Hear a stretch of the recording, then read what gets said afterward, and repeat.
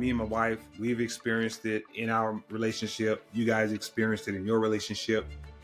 And I'm pretty sure there's a ton of other people who are experiencing it, who've already experienced it, going through it maybe right now. I would love to speak to those people right now and give them hope in some kind of way, because we are 10 years removed from that situation. I don't know your story, but we're going to get into it. But 10 years removed from it, and we stronger than ever. You know, we deep up in this thing. So let's kind of go into it. If someone's going through unfaithful marriage right now, they're struggling, they don't know how they're going to get through it. Let's speak to those people right now, man. How do you help somebody like that? If they come to you guys and that's their situation, their current situation, how do you help somebody like that? That's a good way to get started. So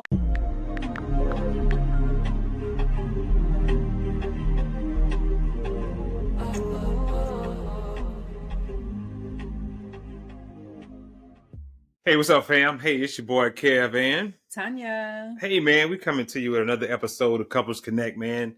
Hey, we're in season 3, boo. 3. Yeah, man, it's going down. So tonight, man, and listen, we got a special treat for y'all tonight, man. And I just like we rolling out the red carpet for y'all tonight. So we got an amazing, couple, man, that's going to be talking to us tonight. And you might know them, man. If you're part of the Blam family, baby, if you're part of the Blam family, you know what I'm saying? Black love and marriage, you might know these guys, man. So, guys, please help us welcome. And I don't want to jump and jack their name up, man. So, Ayana, is that right? yeah, And Ayize. Ayize. Yeah. Ayize, yes, man. So, hey, man, Blam. I'm going to just call y'all Blam. Welcome to the family, baby. Welcome to Couples Connect podcast. What's going on, good people? How y'all doing? we We're are doing well. good. Yeah, we're Very, doing very well. glad to be Yes. here. Yeah. Good deal, man. Good deal. Well, hey, man. Well, as we talked about, man, we got a chance to connect with you guys just a little bit, about a week or so ago, and just kind of get to know you guys a little bit, kind of know who you are, what you're about, right? We already kind of followed the content. You guys are out there in the the social space where you're talking about love, you're talking about marriage, you're putting out the shorts to kind of demonstrate what love should look like, right? Y'all doing a lot of amazing things. We know you guys, but just for someone who may not know who you guys are, what y'all go on and tell the people, man, what y'all got going on, who y'all are, what y'all doing.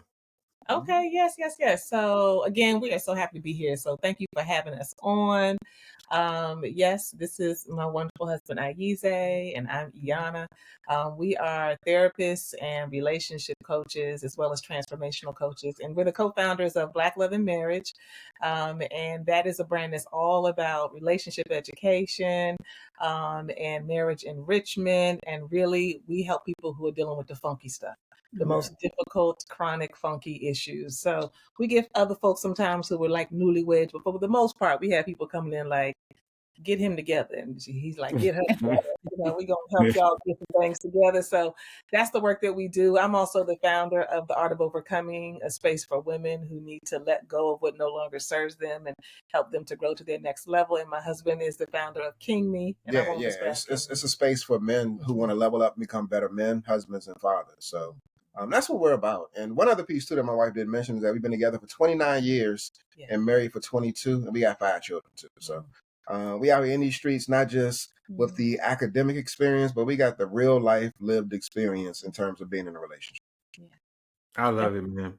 I love it. So how long you guys have been working in this space with couples and stuff like that? Yeah, it's been for like the past 14, 15 years now. Together. Yeah. So we have over 30 years of combined experience in the mental health space. But in terms of working with couples specifically, that started in 2010. And that started in 2010 with us taking a class. My wife, she wanted to get some things fixed within me, but then she realized like I wasn't the only one that had issues. She had way more issues than I had. I had way more. Wait a minute. So we took the class, did the work. But after taking the class, like we really enjoyed it so much that we went back and took it again. And then after the second go round, they actually asked us to come and be facilitators of a class. So it's like y'all keep hanging around, so y'all want to teach it? We're like, yes. But yeah, that started about 2010. Yeah.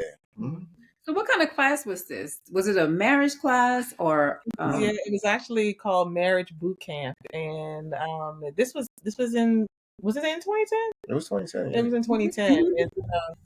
It was called Marriage Boot Camp, and it's that program was founded by Nisa Muhammad. She was featured on CNN during that time, talking about this revolution she was doing in marriage in the Black community. So she was taking it.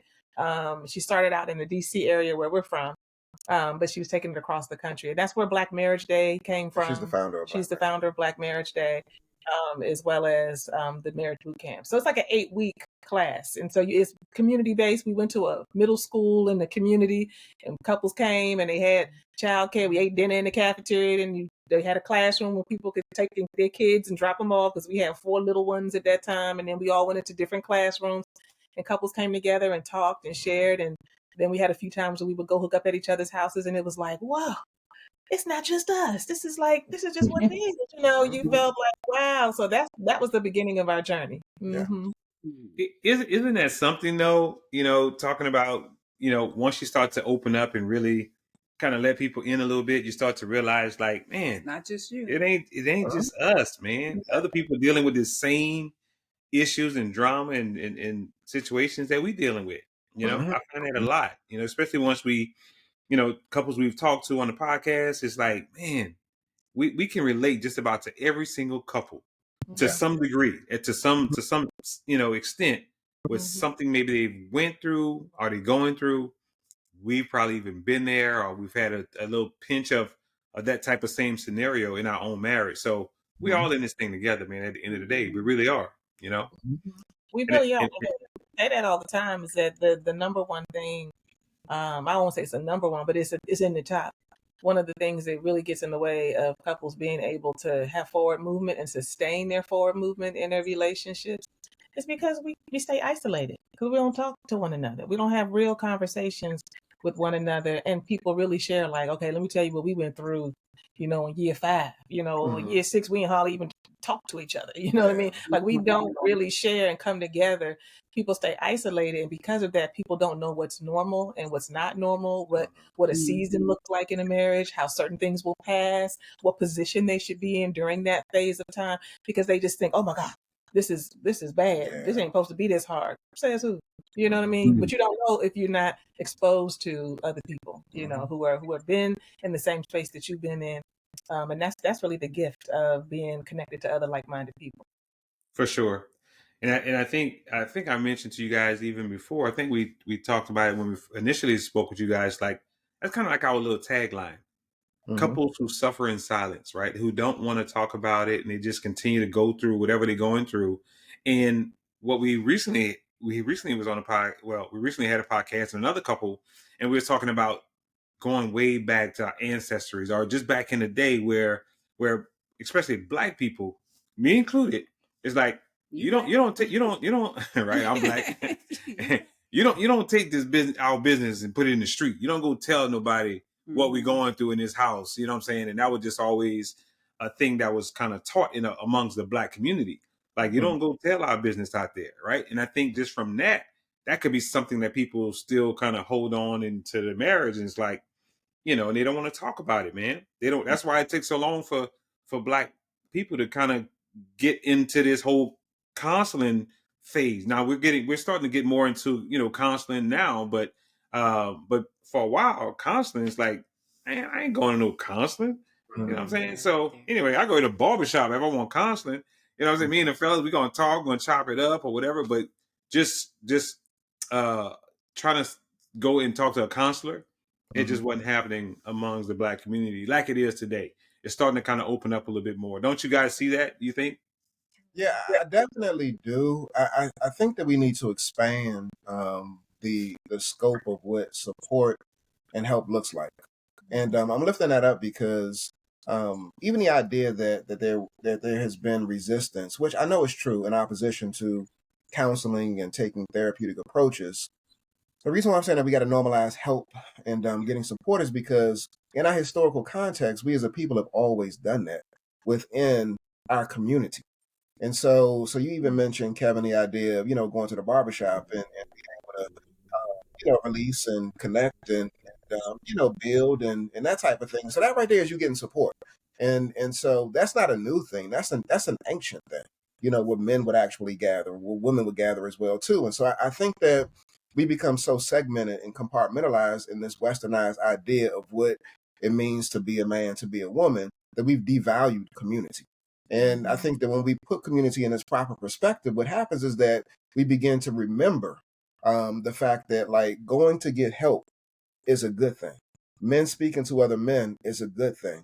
Women speaking to other women is a good thing. And this is what we have always done within the African context. Like we sought help inside a community. So expanding the idea and the concept of what community means is important, number one, which would then, I think, reframe what it means to get therapy or counseling. Why is counseling? Why? Yeah, because you're already engaged in getting support, and so we have to normalize that piece right there because it's happening, but we just don't call it necessarily, and it's not the clinical sense of therapy. And but, all counsel ain't wise though. And all yeah, I mean that's true, but it is still getting support and getting help, and so I just want to lift that up that we as a people, like we do that, like dudes, and if we don't do it, we need to do more of it. So and get it from the right people.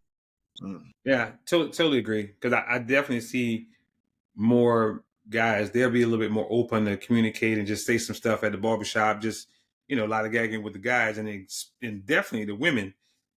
She's a hairstylist. So she is like an uncertified therapist, because all her clients, where many of them come and they telling their story, you know what I'm saying? And they, but probably wouldn't go to a counselor.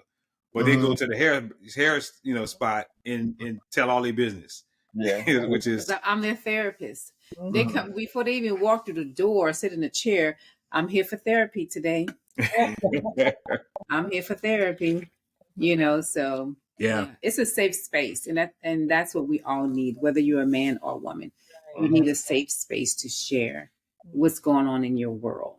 When you don't, I know as a man, when we don't have those outlets, we bottle that stuff up inside and it becomes explosive. And the way we sometimes, react or engage in the world based off of internalized anger, frustration, pain, and hurt, like, we might pop off just based off of the fact that we're not expressing it in a productive way. So to be able to have the beauty salon, to be able to have the barbershop, to be able to have the church, to be able to have the mosque, to be able to have men's groups and women's groups, like, are so essential and critical that it helps to maintain your mental and emotional well-being. So these things are needed. They're really needed. And then what you said, Tanya, in terms of like the safe space, identifying and knowing when you need to redirect or push them elsewhere to get additional support is important as well too. And so they can come to you, and they can come to you, Kev, and get some support, but then also having the awareness like you need some additional help, but at least you've created that safe space where they can trust you to give you something, and you're not going to give them no foolishness back. You're actually going to give them what you got, and then you're going to point them in the right direction so they can get more if it's needed. So I think that it's all working for the greater good. For sure. So man, let's get into it. Let's get into the meat. You know what I'm saying? That was the appetizer. You know what I'm saying? I'm ready for the main course. Let's go on and dig in. So we in our initial conversation, man, we talked about a particular topic that you would think, I thought for the longest, might have been the number one reason for divorce, right? And that's infidelity. And man, just through different little studies and I don't know if this, how they based the studies, but it was other things like finance, communication was some of the leading cause above infidelity, right? That was the number one reason or number two reason for divorce. But that infidelity piece is still very hot, and it's still up there in the ranks in the top three for sure with people going filing for divorce. We talked about it, man. Me and my wife, we've experienced it in our relationship. You guys experienced it in your relationship, and I'm pretty sure there's a ton of other people who are experiencing it, who've already experienced it, going through it maybe right now. I would love to speak to those people right now and give them hope in some kind of way, because we are 10 years removed from that situation. I don't know your story, but we're going to get into it. But 10 years removed from it, and we stronger than ever. We deep up in this thing. So let's kind of go into it. If someone's going through unfaithful marriage right now, they're struggling, They don't know how they're going to get through it.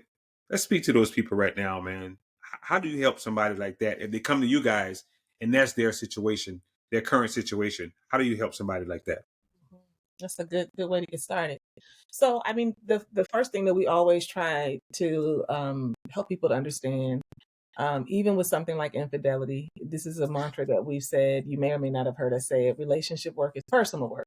So anybody who comes to us has to know that if something is happening in your relationship, where, infidelity is one of those things, just like you're the bad person, you're the good person, you the one who messed up, you didn't mess up, and we are really, really serious about making sure that accountability is there, all that good stuff, right? In terms of the person who was cheated or stepped out or whatever, but being clear that infidelity is a symptom. It's a symptom of something else going on or not going on in the relationship. And the person who steps out has choices. They don't have to step out to deal with whatever the issues are, right? So we're not giving excuse to that. But it's important to be able to know that if you're going to go down the road of deciding that I really want to work on this, or I want to see what might be possible, I don't even know where we're going to end. We might stay together, we might not, but I want to see. You have to first have the orientation that I have to do personal work. It's not about me looking at my partner and what they're doing, even though that's the natural human part of us, especially when you have been cheated on, right? But it really is about understanding. So what am I supposed to be doing in this process? Like what lesson am I supposed to be getting, and what do I need to be doing? So that's first and foremost. And then if it's a symptom, then we know that for the stretch of the time that we're going to be working with folks, that we're looking for what the underlying issues are. Yeah. We're looking to pull those things up by the root and look at what's going on. And lastly, but this ain't everything, but this is just a little taste, right? We can't even get to the underlying issues until we stabilize the relationship. So we can't even talk about the underlying issues that caused the disconnect, and then somebody chose it until we stabilize. Because right now, somebody might be being triggered every day, cussing you out every day, you feeling like you can't move left or right without, your spouse breathing down your back. You're walking on eggshells. One person is mad and ready to hit you or crying. It's unstable. That's one of the things that we talk about a lot, is what it feels like emotionally for a couple once the discovery has happened. It's crazy. It is a up and down roller coaster. And depending on the couple dynamic, depending on the people, some people try to grin and bear their way through it and kind of keep it together. Other people are just falling all apart and I can't hardly function. But the bottom line is, you have to stabilize the relationship, and the person who has stepped out, it's their job and their responsibility to be the stabilizer. And it's the other person's job who has been cheated on, right? It's their job to figure out what they need to feel safe, to be able to just ground themselves, to be able to breathe through this part of the journey, to set their boundaries, and ask for what they need right here, right now, without having to commit to anything else other than this is what I need right now to be safe emotionally, to feel okay enough. And when people can get clear about that's all I'm doing right now, I'm doing that part. The other person is stabilizing by being transparent, by, being attuned to like, what do you need, by knowing when to fall back. Then you can get focused on your work instead of being pulled in to the natural chaos that happens when infidelity happens. And the last thing I want to say, I know I said the last thing a second ago, but this is the last thing. The last thing I want to say is infidelity is trauma, but all traumatic things that happen to us, and all things that happen to us that are deeply disturbing to our internal emotional makeup and so forth, have great opportunity to break us open to something greater. Mm-hmm. They have major, our crisis is an opportunity to go deeper in our self-knowledge, to go deeper in our relationship with God, to go deeper in our knowing of our partner and our connection with our partner. So, I'm going to say 90-something%, most of the couples that we work with, I don't know if anybody's ever said, no, that's not true. They all say, I wouldn't have chosen this path for sure. But where I am now, those who did the work, who went through the process, hung in there, they like, man, like we're tighter than we were before the infidelity. I know him better. I know her better. Like, I feel like I'm really seen now. Like, we're closer now because we didn't, skirt over it and keep on going. We like dug in, which can be, difficult and scary, but it really does set you up for something greater than you had before. So Is that same thing true for you guys in your marriage after after the infidelity? You're stronger, you're more connected, learn something within that process of healing and all that stuff? Yeah, yeah, absolutely, absolutely. It was a breakdown to Mhm. build back up. It was I guess a birthing process. Going through Mhm. the pains and the agony of self-examination and examining the relationship and then making a decision to lean in and be intentional about getting the skills that were needed to communicate more effectively, being more aware of triggers, being more sensitive to each other's needs, and yeah, it led to a place of greater vulnerability, increased transparency. Yeah, definitely way better. We was youngins back in the day when all of this transpired, Yeah. but now because I got some gray hairs and we're a little seasoned, we've been able to again lean into each other and develop ourselves individually, but also develop the relationship. So we're way much more in love now than we were back then, and yeah, so it's definitely possible for those folks that are dealing with it, going through it. But you got to do the work, y'all. You got to do the work. I be seeing a lot of dudes that express that they want to shift or change in a relationship, but there's a reluctance, a hesitancy, especially if they stepped out to actually do the work, because it doesn't feel good. Like you don't want to sit in the seat of shame. You don't want to sit in the seat of blame, and you don't want to wear that 24/7. And so whenever conversations come up, a lot of times dudes are not necessarily trying to engage, and women as well who have stepped out, don't necessarily want to engage because I don't want to keep looking at that thing. Right. But what I hear the person who has been impacted or hurt by the affair, what they're expressing is that the avoidance doesn't make the pain go away. It leads to a greater wedge in the relationship, and ultimately, like there's this disconnect, and this gap keeps getting bigger and bigger and bigger. And I can start to develop resentment because you're not trying to talk about it. And so, we're so disconnected that eventually, like, why am I even in this marriage when we're not having honest conversations about what happened 27 years ago? I'm at that point now where it's time for me to bounce. And so, again, instead of running away from the uncomfortable conversations, I challenge all men and all women who have stepped out to brace yourself, get grounded, get still. It doesn't define who you are. You did something, but what you did is not who you are. You're more comprehensive. You're more than what you've done. And so I try to encourage the men and the women to look at the more comprehensive self, but also be there for your spouse and provide and create that safe space that they need in order for them to heal and overcome. So why do you think that a cheating situation has to happen in order for the relationship to get better? Because it seems like that's usually the case, right? When you're just breezing along and everything just seems good, there's no roughing of the feathers, and so there's no way to know when a person needs to grow or whatever, right?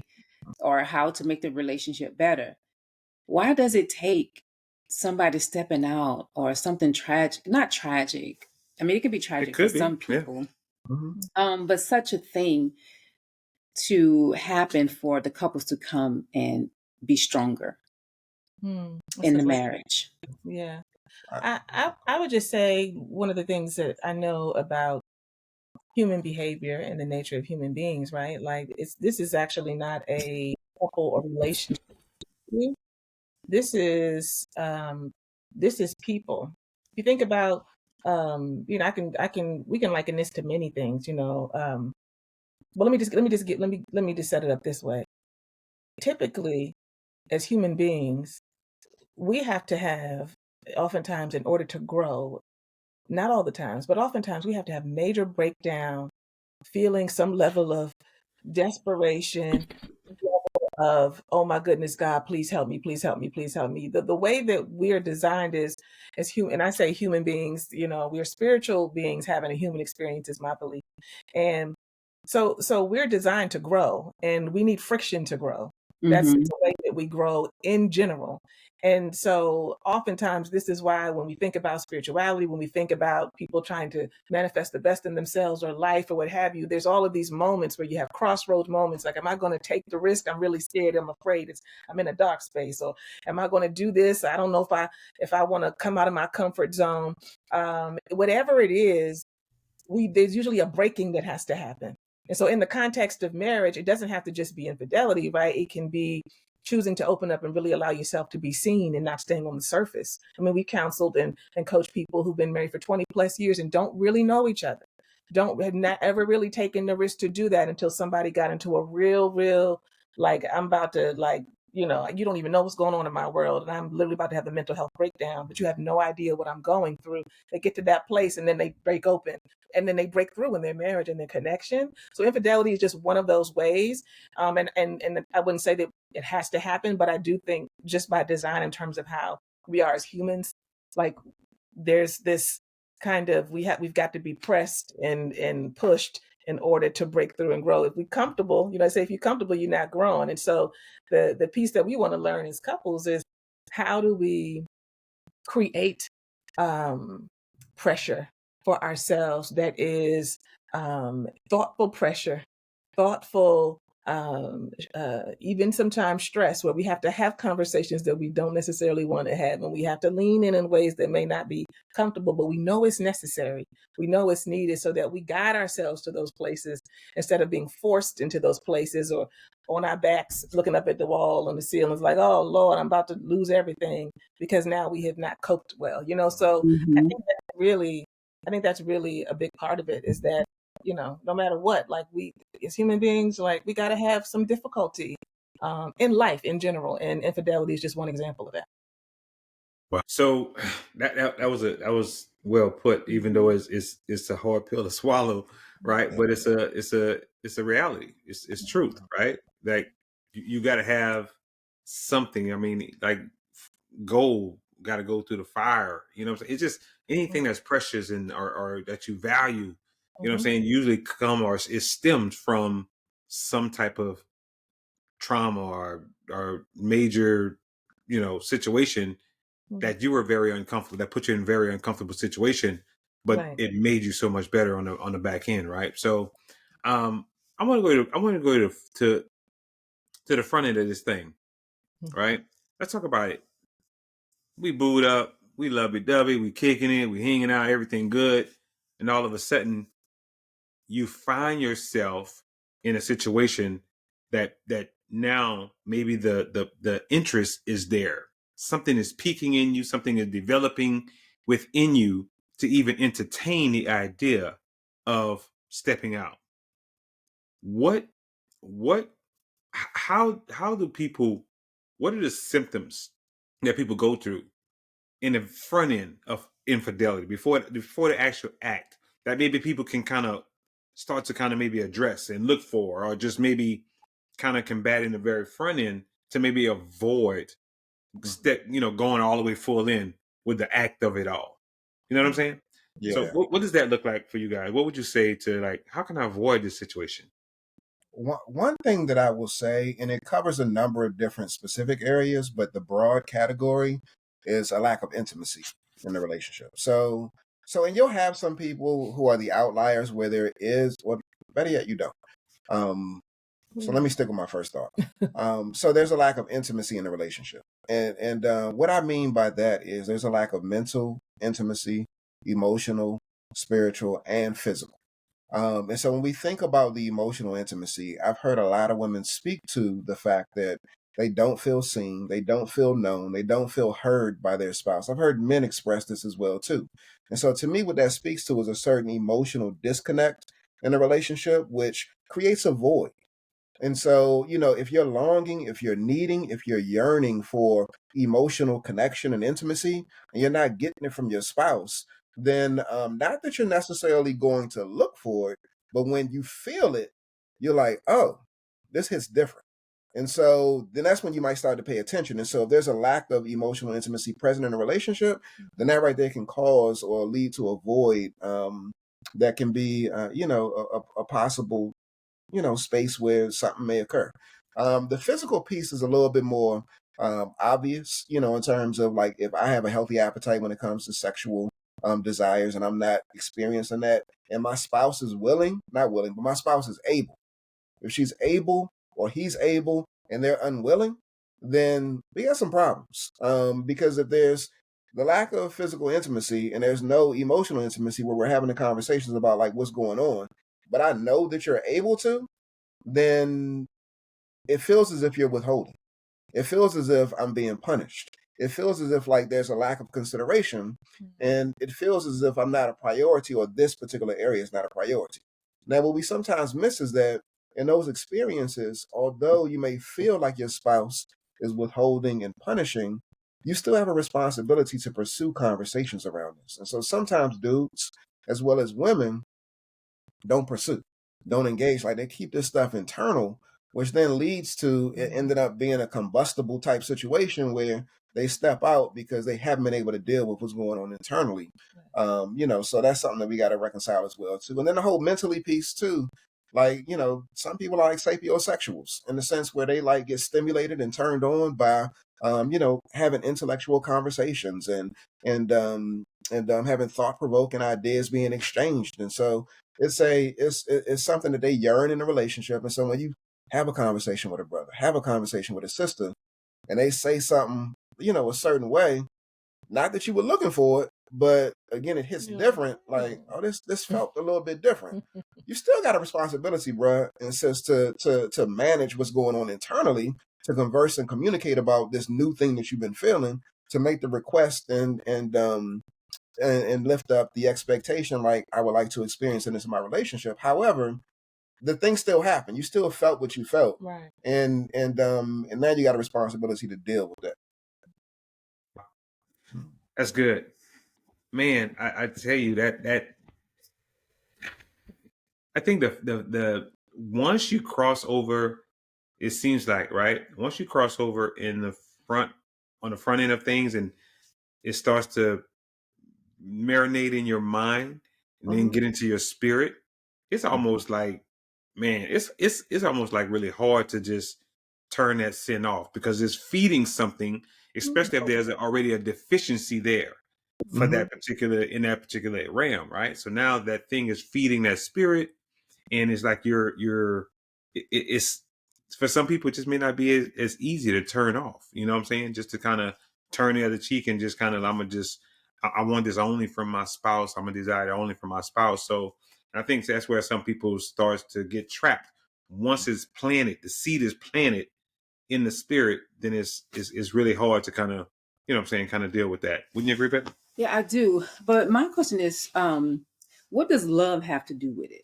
I guess nothing, right? Because you hear a lot of people say, oh, I love my wife, I love my husband, but yet you go and you step out. Is that love? So does love have nothing to do with that? Right? So Well, what's your take on that? when you say does love have nothing to do with it, just clarify for me. Are you saying, because some people will ask us like, well, how can or will say, how can you love, Exactly. right, if you go and do Yeah, that? how can he cheat on me if he say he loves me? Or how can she cheat on me if she says she loves me or she's in love with me? How does that happen? Yeah. So I think this is where like the piece that we talk about a lot is being able to see your spouse as a whole person, and not just as someone who's there. And people don't realize that we're doing it, but is there to, meet a need for us, love me, be there for me, be everything for me, and be loyal to all these things. And if you don't do all of these things, then you just don't love me. But the reality is that as parents, we don't show up 100% the way we need to for our children, and we love them. The reality is that we experience relationships. Real relationships are not made so that someone can meet all of our needs 100% of the time, even the reasonable and legitimate ones.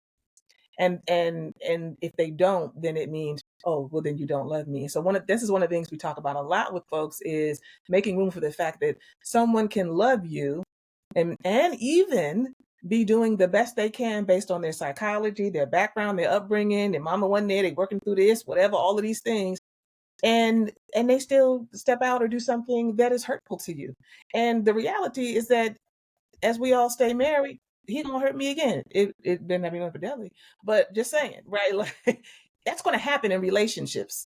And to think that we're, we kind of romanticize relationships. And again, I'm not saying infidelity is one that we should be expecting that, right? I'm talking about this realm of being in relationship and being hurt and saying, if you hurt me, because essentially it's a hurt, then you must not love me. It's simplified thinking. It's black and white thinking. It's not allowing for the gray. It's not allowing for the complexity of human beings. It's not allowing for the wholeness. Now, you could show up like that and you know what? I do know you love me and it's not enough. Goodbye. Right? Like you can still recognize that this person hurt me and they love me and they're not getting it together and I'm going on. I'm gonna move on. Like all those things can be true at one time. So it doesn't mean that it's just like, oh, they do and let's try to work it out. Yeah. It can still not be enough. Love is not enough. You know what I mean? Like there has to be more on the table that y'all are working with other than love. Love conquers a lot. Yeah. But you have to have some other things on the table. And really, if we really look at it, love is informing those things truly if we're doing it right. But yeah, I mean, I think that oftentimes we're and again, not to say that to expect for your spouse to be faithful, like that's an unreasonable expectation. That is a very reasonable expectation. But it's really kind of we do that, and if we look at the greater scheme of things in terms of being hurt in a relationship, we're almost going to like childlike thinking. You did that to me, so you can't love me. Well, I always bring up the parenting piece. I know that I've been hurt by my mama. I know my mama, she's the best mother in the world, and she got her stuff. Same thing with my daddy. We can all think of things if we're not like living in a fantasy world where our parents, there's some things we want to leave behind, but they love us. That's real relationships, real people, and we know we really have hit a place of growth when we can see our parents as individuals with their own stuff and be able to separate that from the love they have from us. It's the same thing with our spouses, that I can see them with their own stuff and separate that from, the love that they have for us as well. So that was a long answer, but that was my answer. No, that was a good answer. That was a good answer because we often feel when we're being hurt by someone, whether it's the husband or the wife, it doesn't matter if it's infidelity or not, that you must not love me. And I think to clear that up for anyone who may be listening, that is not necessarily true. You can still love someone and still hurt them, or they can love you and still hurt you. But that doesn't mean that everything has to end. Right. So yeah. This episode of Couples Connect is sponsored by Just Like You Hair Care System. Introducing Just Like You Hair Care, the perfect solution for healthy, growing, moisturized hair. Our hair growth oil is enriched with essential oils like calendula, lavender, rose petals, also enriched with nourishing jojoba oil, promoting growth, reducing breakage, and restoring scalp health. Follow with our moisturizing leave-in cream to lock in hydration for smooth, manageable hair all day long. So you get to feel confident with thicker, stronger, and deeply moisturized hair. Our products are made with all natural ingredients and is designed for women or anyone who want a holistic approach to hair wellness. Shop today and experience the transformation. Just Like You Hair Care, your hair, your confidence, and your journey. The link is in the show notes. Now back to the episode. Yeah. So let's speak to maybe the one who actually the spouse who's been cheated on. What are they to do? What I'm saying? Let's go a little bit deeper into just their situation. Someone cheated on me. I'm in a marriage. What now? How do they get through that? What would you suggest someone to kind of start to process what has happened, and who just like, I don't know what to do? Yeah. What kind of advice would you give them? I would, first begin by, understanding that they didn't cheat because of you. So I don't care if you wasn't making love to them. I don't care if you weren't, giving them words of affirmations, gifts, or whatever love language was there. I don't care. Like you didn't do those things. You just didn't do them. but that didn't make them cheat. That was their decision, independent of you, because they could have responded differently to the absence of those things, but they made the decision to do that. And that was their decision. So it's not your fault, bro. It's not your fault, sis. So that's the first thing that I would say. It's not your fault. A lot of times people, what they're doing is they're blaming themselves for what their spouse has done. And again, the first thing is that you need to really internalize the fact that it's not your fault. The second thing is because you're so intertwined in this relationship with your person, you're going to be triggered left and right. And you know, whether it be a scent, whether it be a sound, whether it be a conversation, whether it be a song, like, you know, things are going to happen. And you're going to be triggered. And it's important that you learn how to self-soothe when these triggers come, because they will come.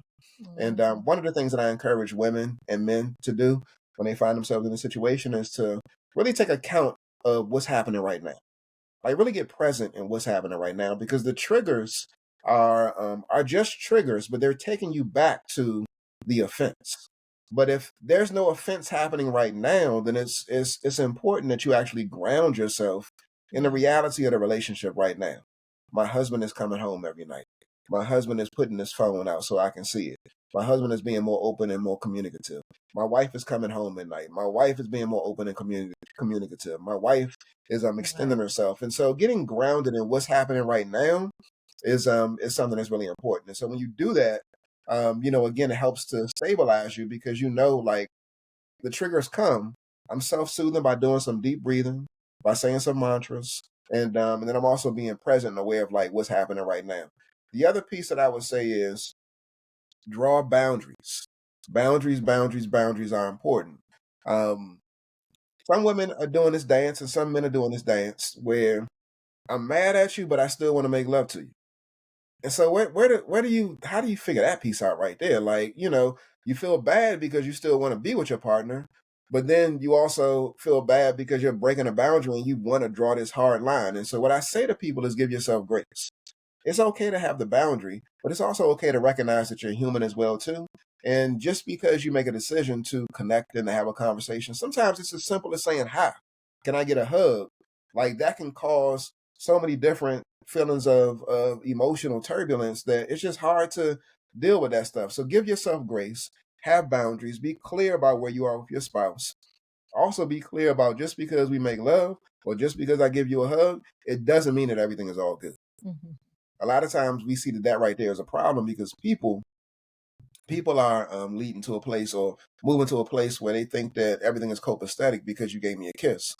And it's not like that. And so again, give grace, request time and patience for them, for your spouse to give you in that process. These are things that we recommend for the person that's been hurt. That is good. Good stuff. Now let's talk about the offender, the one who actually did the cheating. Yeah. Their spouse is hurt. I'm like, I don't trust is gone. I'm broken, right? Like, get away from me. I don't want to see you. Like, what is their position now, and what are they to do to try to somehow win their spouse back and get it all back on track? Yeah, they creating a safe space. A safe space. Like, the number of couples that we work with that have a hard time with this piece, like specifically dudes, and women as well. But everybody wants things to go back to the way that they were, and so you want it to be all good, which is a great thing. But when you rush the healing process, what it suggests is that you really don't have any consideration for the pain that you've caused. And so you're being selfish and you're thinking about what you want because you don't want to sit in the seat of discomfort, shame, hurt, whatever it may be. So you're trying to rush your woman's healing. You're trying to rush your man's healing. And so what we say is slow down, bro. Slow down, sis. Create a safe space for them to move at their own pace. And but you want to be transparent as you're moving through the process with them. So what does transparency look like?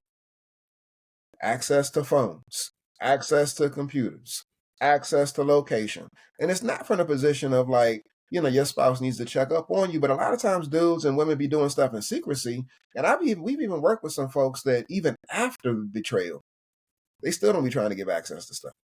And so that doesn't create safety in a relationship. Mm-hmm. It just fuels the insecurity. It fuels the distrust. And so again, being an open book and giving access. The other piece that we say too is that tell it all. Not the necessary details, of the events and what took place in terms of positions and all of that type of stuff. But what we say is tell the truth about what transpired. Like, put it all out there. We've done that in our relationship. And the reason why we say this is this. If you make the decision to not tell the truth, you're making the decision to honor your previous and past behavior in terms of living a lie. Mm-hmm. And when you do that, it's so insidious. When you do that, you unconsciously give yourself permission to do it again. So if I can hold on to a lie and keep this part of me secret, then I'm unconsciously telling myself that I can maintain secrets going forward from my wife or from my husband. And so it's important for you to put it all out here, because what you're saying is that, like, I'm an open book. I have no secrets to hide. This is me. I'm starting new. But if you're saying that you're starting new, but you're starting new from a place of secrecy, withholding information, not telling how many people, where you went and all of that type of stuff. And I understand that you don't, it's painful. But trust and believe, like, the mind works in mysterious ways where, and you just mentioned it a moment ago, Kevin, like, if you can get away with it, if you can keep it to yourself, then, you'll figure out other things to start. And it starts off small. You'll figure out other ways to start keeping certain things to yourself. And then it just starts to get bigger and bigger and bigger. So just tell the truth, bro. Tell the truth and, be honest about it. Oh, that's good. Good stuff, man. Good stuff. It is when you guys work with couples, where is infidelity at on the list in terms of how, like, is that the number one thing you guys see with couples that you guys work with? Mm-hmm. Yep. Mm-hmm. Yeah. Really? And Mm-hmm. and what is that percentage from wife being the cheater compared to the husband? What does that look like? It's mostly the men. Yeah. Mostly men. Yeah. It wasn't a secret, but I was just curious. But I because it Mm-hmm. it happens on both ends, right? But Yeah. It does. wow. Mm-hmm. Yeah. Wow. And so we work with both. I would say, in all honesty, that I think women have a harder time dealing with sitting in that seat than men do, because of And what seat the seat of the unfaithful. Oh. I think that women have a harder time sitting in that seat because of the societal stigmas that may be attached to that. Are you saying a harder time cheating? Not a harder time cheating, but women have a harder time cheating and sitting in the seat of, like, going through the process. Mm-hmm. Like, I hurt my husband. Mm-hmm. And then the healing needs to take place. And I'm saying that because societal stigmas, it's not, I'm not gonna say it's not a big deal when men do it, but men do it. Women do it as well too. But when women do it, it's like, it's a surprise, especially if they're going through the process of healing, or they're attempting to go through the process of healing. And so it's a little bit, they want the relationship to repair. They want the healing to take place. But I do think that there unconsciously is some additional layers or baggage that they have to break down and get through, because as a woman, and it may be different now, but you're not supposed to cheat. I think as society has it, that men, that's what men do. Mm-hmm. It's not the case in all situations. Like, men, it's not because you're a man that you cheat, but I'm just saying that, sexism and Mm-hmm. patriarchy. Yeah. So, like, men get a bag. Yeah, it's expected, and it shouldn't be expected, but it is. And I think that for women who step out, it's in terms of going through the healing process, it's just a different experience. For sure. Mm-hmm. So tell me, why do you think men take it harder, when women cheat than the other way? I mean, I would say the idea of your wife receiving another man, Mm-hmm. it's just a tough pill to swallow. Yeah. Women aren't supposed to do that. I mean, I think that fundamentally we expect women to be the nurturers of us, the nurturers of our home and of our family, and that they're not supposed to, she's mine. She's mine. And I do believe that patriarchy and sexism plays a part. You're mine. And so you don't belong to nobody else but me. Mm-hmm. And so the thoughts and the ideas and the visions and all of that type of stuff about somebody else, and these are crass words, not crass, but patriarchal words, but somebody else possessing and having and owning you. Damn. That's Lord. it's it don't feel good to a man, and so, and I'm not saying that I own you, but it just doesn't feel good. And so, we don't want no other man inside of our woman. Okay. Yeah. Well, did he make it plain? You made it plain right there. That was plain enough right there. So tell me this, man. Why there's stigmas out there? Women are like, hey, if my man ever cheat one time, right, or whatever, I'm out. It's just a done deal. For some women, that's just maybe even men. That if it ever happened, I'm done. It's over. Don't even try to think that we're going to continue this marriage is done. What would you tell somebody coming into your space and be like, listen, coach, look, I'm done. He did it, first offense, whatever. Should they be done? Well, I will say this. What we always say to people when we first start working with them is that, yes, we work with couples, but you need to understand, like I said earlier, right, that we are more focused on people's individual development and happiness, fulfillment and growth than we are the couple. So that is our orientation, because you can get lost in the couple dynamic if you don't know who you are, what you want. You know what I'm saying? So yes, we are fans of marriage, all those things, but if somebody comes in and says that's just where they are, our goal is to support them to be self-determined. If that's where they are, that's where they are. What often happens is people come and say that, but they here. Mm-hmm. They in the session. Yeah. You know what I'm saying? And they coming back and they talking it through and so we know they're on a journey and we support them in that. But our job isn't to try to influence them, like, I don't know, because maybe they shouldn't be. Sometimes, this marriage was for a season. Most of the time, that's not the case. But sometimes it is. And people are trying to work stuff out that really should not be worked out, because you getting in the way of what God really has for you, dealing with this foolishness over and over again. You know what I mean? So we really try to support people where they are, but we facilitate a process. And most of the time people are that's just where they are on their journey at the moment. Yeah.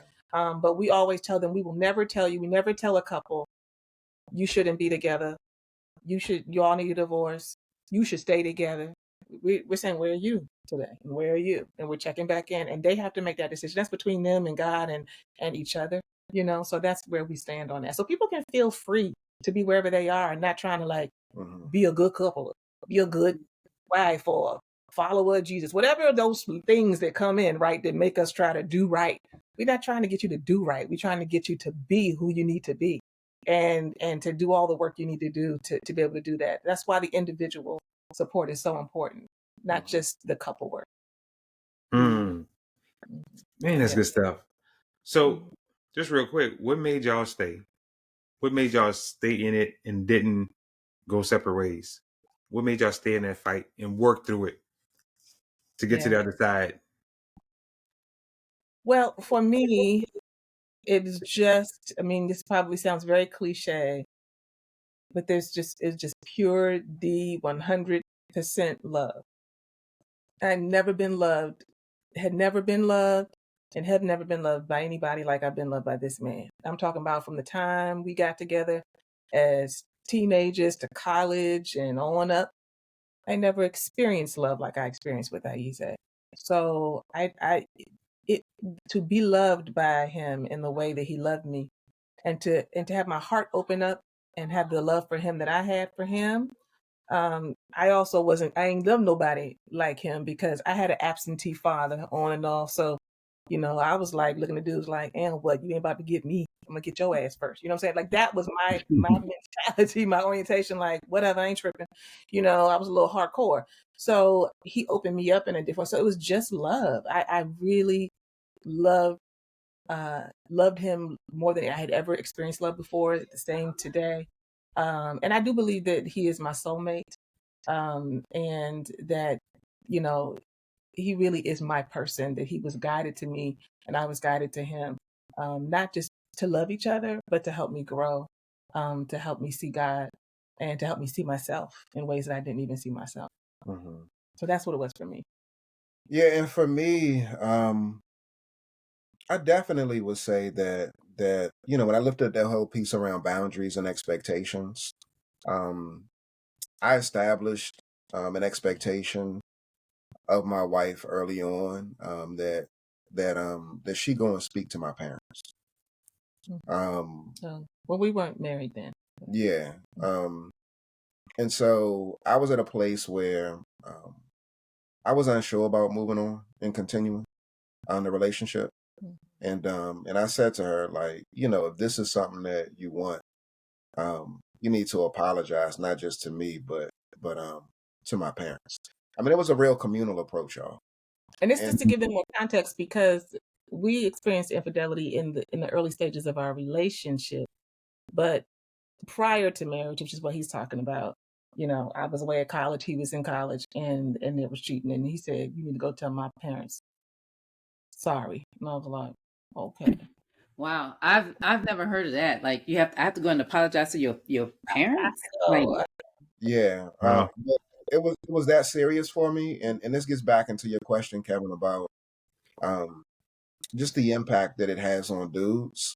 And so I lived that life, and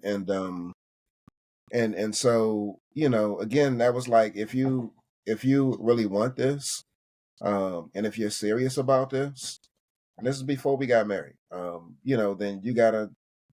I mean, we're talking about having a family, and it's not just you and I, but I mean, our families are coming together, and that was an expectation that I had. If you really want me, then you need to do this, and she did it.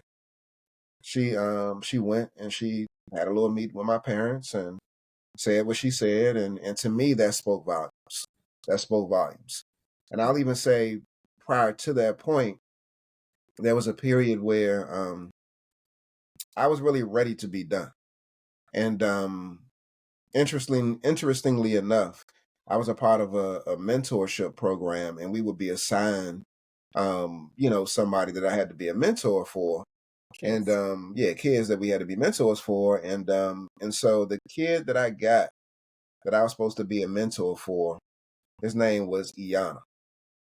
mm, And again, I'm trying to get away, or trying to really draw a boundary, but I felt like God was placing her back through the name, like, in my life. Like, pay attention. Like, what are you doing? Like, this is something that you need to focus on. So and I always felt connected to my wife, even when we were dating.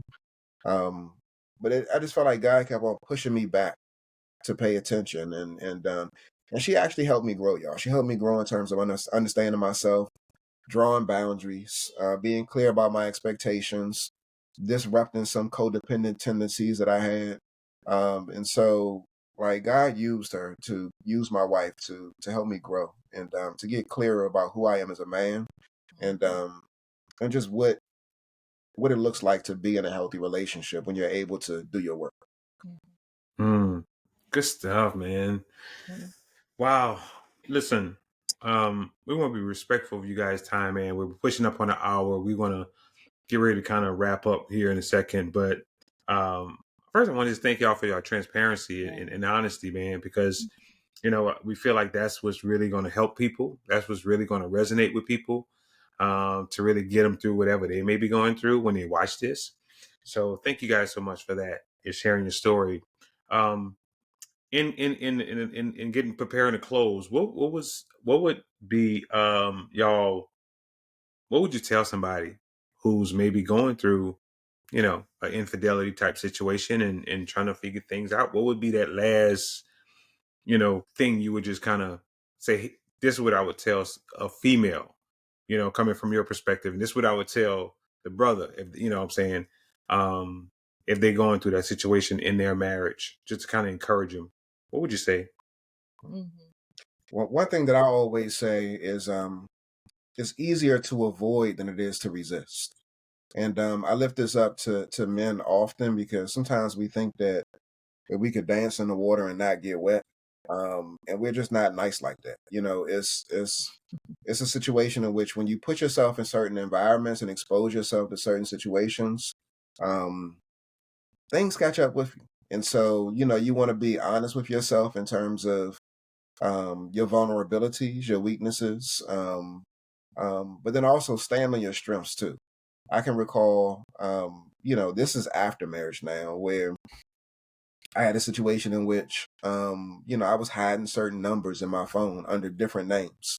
And this actually is a situation in which it really could have probably blown up our relationship, where I had intended, I was hurting, no excuse. I was hurting. And I had intended to hook up with my ex. Mhm. And so I was hiding her number and her name under some type of alias name in my phone, and I had everything set up. I connected him with a family member, and we had the place, the time, the location, and that type of thing. But she didn't show up, and so I thank God. This is another situation in which I think God intervened and didn't allow it to happen. But I'm lifting that piece up because for two reasons. The first reason is, again, it's easier to avoid than to resist. Again, stop putting yourself in certain places where you're going to find yourself caught up. Stop going to the strip clubs and hanging out at the bars with, some of your single friends and stuff like that. That's not about that. And then the other piece too is thinking about the people that you associate with. I just mentioned single friends, but it's not just friends. It could also be family members as well too. Mhm. Be mindful of the company that you keep. Because some people will be in your ear and will gas you up. And even if you're hurting, they're going to feed that and plant seeds that may take you down a lane that you don't need to be going down. Even if you're in a good place in your relationship, they may still gas you up and give you stuff that's going to take you down a lane that you don't need to be going down. So be mindful of the company that you keep and the places that you go, because not everybody in every situation is a place or space that you need to be. So good, man. So good. So good. Okay. Yeah. All right. Go ahead. He said that was very good. I will just say that anybody who's listening, right, and is dealing with this, whether it happened recently or it happened some years ago, we know that unaddressed infidelity is what destroys marriages, not infidelity. Unaddressed infidelity that just doesn't get worked through is what eventually will deteriorate a relationship. And one of the things we tell people all the time is that there is a path and there is a process. We offer a path and a process. Many people can help you with the path and the process to be able to do your own inner work, to be able to look at your relationship and to not restore or revive the marriage you had, but to put that one to bed because that one is dead, and now to build a new one. And you have to be willing to do it. It will not just come to you. Time won't heal it. No, it will not. You know what I mean? It just won't. So I just encourage people to get help, to come out of isolation, because there's a path in the process. And just as we're talking on here, right? And we are, light years removed from that. And you all are as well, right? Like there are lots of people like that. And I also want to encourage others who are like the four of us who have been through something like infidelity or any kind of difficulty in your marriage to be a little more vocal. To sometimes we don't really put it out there because of all the judgment and the stigma and the people who be judging, but we really have to be the standard, set the standard, and be able to say, no, let me tell you a few things about what you don't know. No, it's not a deal breaker. And I'm not saying that everybody has to stay together, but there is a future. And let me tell you what I've been through. And because when people hear that, it's so liberating. It's so liberating and they're not alone. So there is a path in the process. A lot of people have gone down that road and figured it out. And I just want to encourage anybody who has unaddressed infidelity in their relationship right now to seek help. We can certainly do that, as so many others can as well. So just thank you again for this great conversation because this was good. Yeah. Yeah. Yeah, man. No, we appreciate you guys, your honesty, man, and transparency, because, Man, this is a hot topic. You know, it really is. And I think you just gave me the thumbnail, and it's going to be like, is infidelity a deal breaker? I think that's going to be the thumbnail for this particular episode. So, because I think people, they want to know, is it, and they can, and based off of this conversation, they can make their own decision on what that looks like for them based on where they're at in this situation. But I think that's a question that maybe a lot of people are faced with, are, in their relationship. So thank you guys, man, so much, man, for being a part of Couples Connect podcast, man. We really, really do appreciate it. And so we're gonna let you guys get up on out of here, man. But once again, man, this is your boy Kevin, man, with Couples Connect. This is my boo thing, Tanya. Yeah, man, and we out. Peace.